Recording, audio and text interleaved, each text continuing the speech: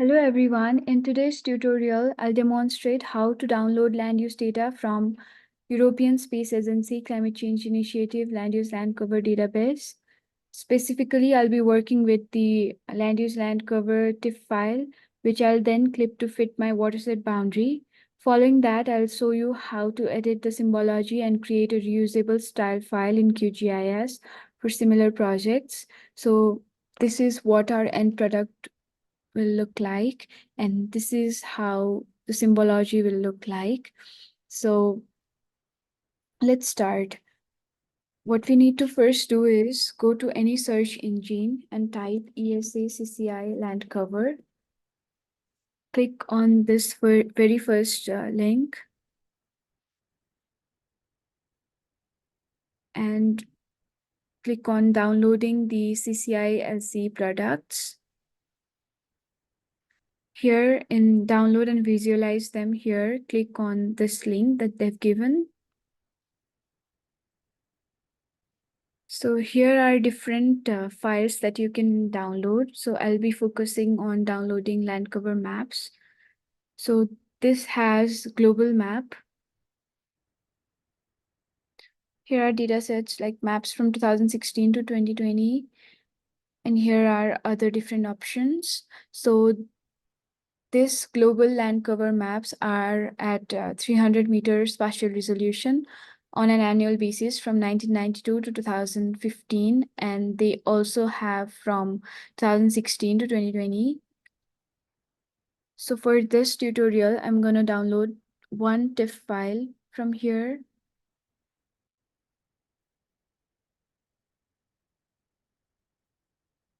So it's getting downloaded. It might take a while because it's a large file, because it's for an entire globe. Here are other different options. You can download NetCDF file if you're working with Python, working in Python instead of GIS. We can also download this symbology for QGIS, ArcGIS, NV, and Legend and CSV. We will first try to make our own layer file, and then we will also download the symbology from here to see how this automates the process. Like, it saves whole lot of your time. So it's almost being downloaded. So once the TIFF file is downloaded, what I'll do is I'll go to GIS. I'll go to add raster layer. So this is my downloaded file. I have already extracted the zip file. So here it is. So I'll load the TIFF file here, add.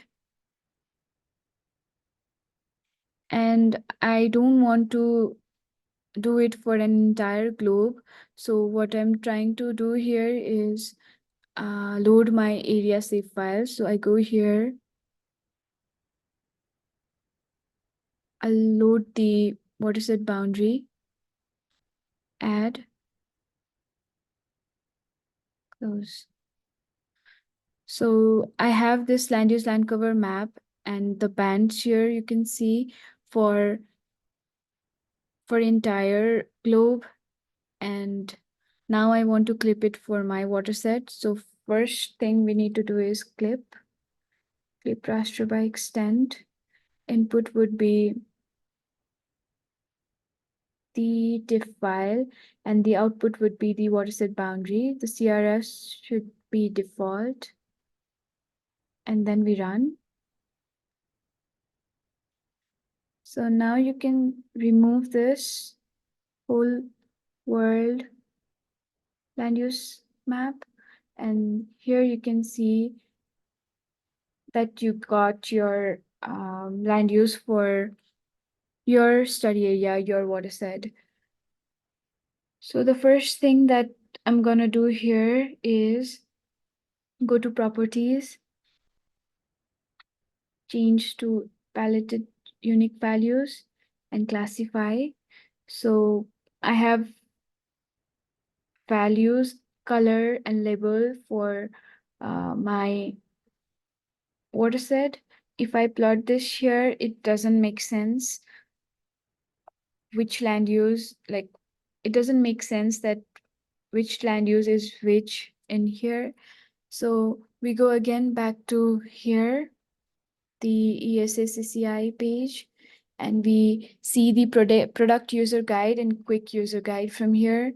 So I'll open this in new tabs.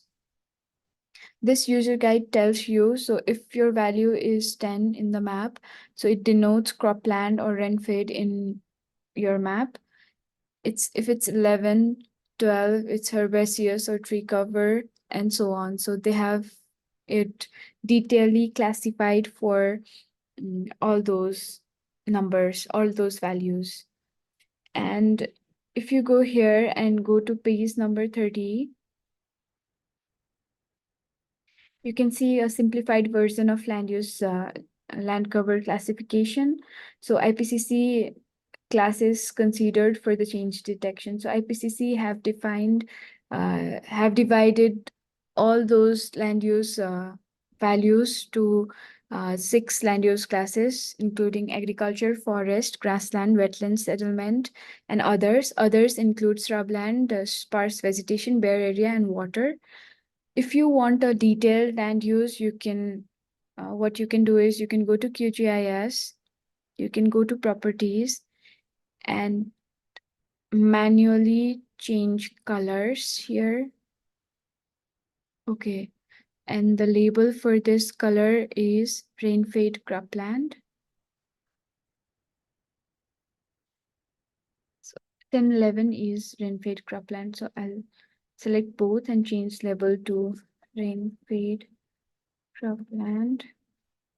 Okay, and I apply. So you see here the yellows are rainfed cropland. So that is one thing you can do for all of your values. And one thing you can do is, you can classify as per the IPCC classes. So now here I'll show you how you can classify for this 6 classes only. So my 10, 11, 12, 20, 30, 40, it lies in agriculture. So I go here, 20, 30, 40. So these all 5, I select all these 5, I change color to yellow, okay. And I change label to agriculture.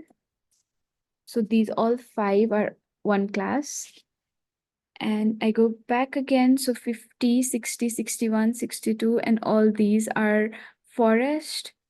So I go here 50, 60, 61, 70 to 100, I guess.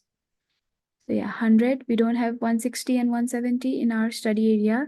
So still here we change color and we make it green. And we change the label to forest. Okay. And 110 and 103 for us is grassland. So we have 110 and 130. We change the color to grassland. So this color looks fine to me. And I change the label to grassland. And 190 is urban, it's settlement. So I change color to red for settlement and write settlement here. And I apply. So this is what we get for if we classify our land use into 4 different classes. So we see the center part of the watershed is all covered with settlement, and outskirts of that has agriculture, and then outskirts of that has forest, which is the land use of this study area. And there are grasslands in some of the pixels. So now you have created this style. So to reproduce this style, you can go to you can go to export, save as QGIS layer style file. And LULC. So I save this like this. Okay, so my style is saved. Now what I can do is I can go to properties. I can just have it as a different thing. I will just make it um, worse. And now what I can do is I can go to properties in symbology here in style. I go to load style from file, yes. And I select my LULC that I just created and I load style. So this will change all my pixels to as it is, which is a very handy and feasible thing if you're working in multiple projects that have the same symbology that you'll be using. So this was for like what we created manually. Now I'll show you from this ESA-CCI, you can directly download symbology for QGIS, or if you're using ArcGIS, there is symbology for ArcGIS. For now, I'll download the symbology for QGIS.